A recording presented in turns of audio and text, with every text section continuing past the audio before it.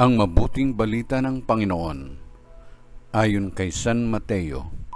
Papuri sa iyo, Panginoon. Noong panahong iyon, sinabi ni Jesus sa kanyang mga alagad, "Narinig ninyo na sinabi, mata sa mata at ngipin sa ngipin. Ngunit ngayoy sinasabi ko sa inyo, huwag ninyong labanan ang masamang tao. Kung may sumampal sa inyo sa kanang pisngi, iharap mo pa sa kanya ang kabilang.